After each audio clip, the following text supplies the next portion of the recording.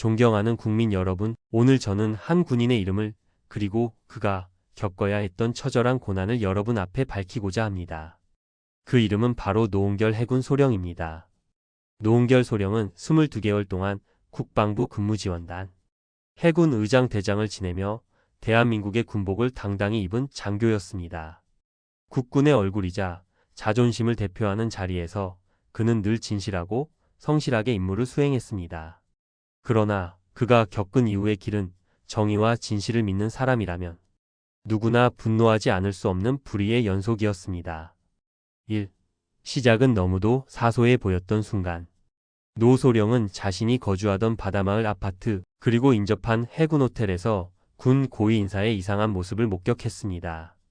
그것은 해병대 1사 단장 임성근 소장이었습니다. 그는 평소 근무지와 거리가 먼 곳에서 지낸다는 의혹이 있었고 이미 여러 보도에서 황제 연수 의혹으로 거론되던 인물이었습니다. 노 소령은 이 사실을 기록했습니다. 군인으로서, 장교로서, 그리고 국민의 한 사람으로서 그 순간을 외면하지 않았습니다. 그러나 바로 그 기록이, 그 사진 한 장이 그의 인생을 송두리째 흔들어 놓았습니다. 이 권력의 음지에서 시작된 압박. 이후 노 소령에게는 알 수 없는 일들이 잇따랐습니다. 낯선 이들의 감시, 휴대전화와 기계 탈취, 은밀한 위협. 그리고 마침내 그의 가족에게까지 손길이 뻗쳤습니다. 가족은 군인의 마지막 보루이자 안식처입니다. 그런데 권력의 그림자는 그마저도 짓밟으려 했습니다. 노 소령은 공개석상에서 증언했습니다. 그의 아내와 아이에게까지 상상을 초월하는 협박이 가해졌다고 말입니다. 가정의 존엄과 아이의 안전을 짓밟겠다는 비열한 협박이었습니다. 국민 여러분, 이 얼마나 치욕스럽고 분노할 일입니까? 진실을 밝히려는 한 군인에게 가해진 탄압이 그 자신을 넘어 사랑하는 가족에게까지 이어졌다는 사실. 이것이야말로 권력이 썩었음을 보여주는 증거입니다. 3. 군인의 몸에 새겨진 상처.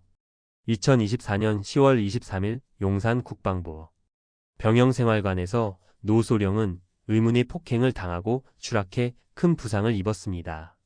허리와 손목이 부러져 결국 평생 지고 가야 할 장애 판정을 받았습니다. 우연일까요? 아닙니다. 그는 이미 사찰을 당하고 있었고 협박을 받고 있었습니다. 그리고 결국 폭력으로 입을 막히게 된 것입니다. 국방부는 조사 중이라 했습니다.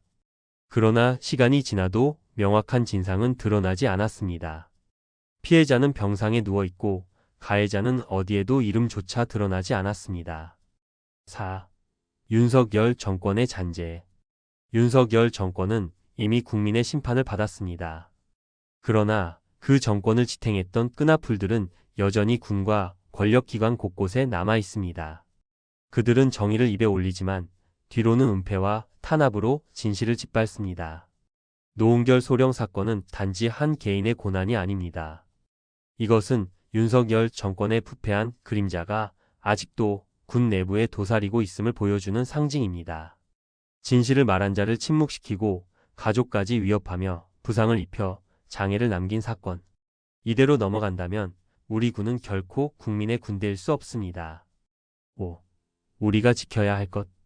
군은 국민을 지켜야 합니다. 그러나 지금 국민은 묻고 있습니다. 군은 과연 누구를 지키고 있는가? 군이 권력을 지키고 썩은 인맥을 지키고 불법과 불의를 지킨다면 그것은 더 이상 군대가 아닙니다. 그것은 권력자의 사병에 불과합니다. 존경하는 국민 여러분, 우리는 이런 현실을 더 이상 외면해서는 안 됩니다. 군 내부에 남아있는 윤석열 정권의 잔재를 발본색원해야 합니다. 군이 국민의 군대로 다시 서기 위해 반드시 뿌리째 뽑아내야 합니다. 6. 국민의 분노, 정의의 명령. 노은결 소령의 사례는 결코 남의 일이 아닙니다. 진실을 말하는 사람을 짓밟는 권력이 있다면 내일은 우리 누구에게나 같은 일이 벌어질 수 있습니다. 그는 군복을 입은 장교였지만 동시에 한 아내의 남편이었고 한 아이의 아버지였습니다.